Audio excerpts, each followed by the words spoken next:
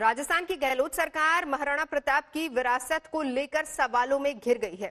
10वीं की किताब से महाराणा प्रताप के जीवन और जुझारूपन के किस्से कम कर दिए गए हैं और इसे लेकर राणा के वंशज और इतिहासकार दोनों ही सरकार पर हमलावर हैं।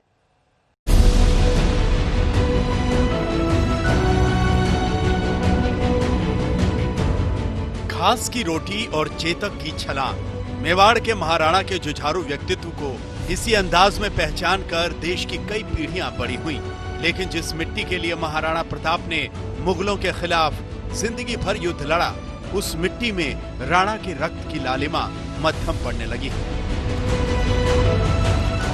राजस्थान बोर्ड के 10वीं की सामाजिक विज्ञान की किताब में महाराणा प्रताप और उनके घोड़े चेतक वाले अध्याय में काट छांट कर दी गई है। यानी राजस्थान के बच्चों को अब न ये पता चलेगा कि राणा ने कैसे जंगलों में जीवन बिताते हुए युद्ध की तैयारियां की और कैसे तमाम विपरीत परिस्थितियों के बावजूद उनकी आजादी की ललक और युद्ध का हौसला रत्ती भर नहीं डिगा।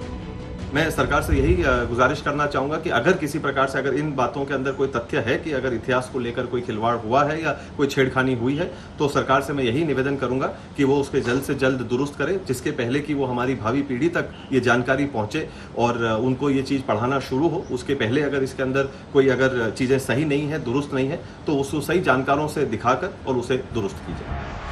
2017 में 10वीं के पाठ्यक्रम में बदलाव हुआ था। सामाजिक विज्ञान की किताब में महाराणा प्रताप पर विस्तार से जानकारी दी गई थी। 2020 की किताब में पाठ्यक्रम में फिर से बदलाव किया गया। महाराणा प्रताप वाले अध्याय में काट छाट कर दी गई। राणा और चेतक से जुड़ी कई बातें किताब से हटा दी गईं। बदलाव से पहले लेखक की राय भी नहीं ली गई। जो मेरा मूल लेखन था, उस मूल लेखन में मान सिंह जो कि मुगल सेना का नेतृत्व कर रहा था और उसके ऊपर प्रताप के द्वारा जो आक्रमण किया जाता है और वो हाथी के ओहदे में छुप करके मान सिंह अपनी प्राण रक्षा करता है और चेतक के दोनों पैर जो थे वो उस हाथी पर टिका दिए जाते हैं, तो उसके रिगार्डिंग जो एक फोटो दिया गया था, तो वो फोटो तो उन्होंने दिया है, लेकिन उसका जो वर्णन था वो सारा वर्णन, उस घटना का वर्णन उन्होंने इसमें से हटा दिया, जिसकी सहमति मेरे से नहीं ली गई थी, जबकि लेखक से सहमति लेनी चाहिए। ये एक बड़ा नैतिक पक्ष भी है, कानून पक्ष तो है ही है, लेकिन नैतिक पक्ष भी है। इतिहासकार और महाराणा के वंशज दोनों गहलोत सरकार के इस फैसले पर सवाल उठा रहे हैं। ऐसे में मुश्किल दौर में जब नई पीढ़ी को हिम्मत और हौसले का पाठ ज्यादा से ज्यादा पढ़ाने की जरूरत है, तब गहलोत सरकार को किताब में काट छाट करने की क्या जरूरत आन पड़ी, वो भी तब जबकि पाठ्यक्रम में बदलाव हाल ही में हुआ था। प्रताप सिंह राठौड़, उदयपुर, आज तक।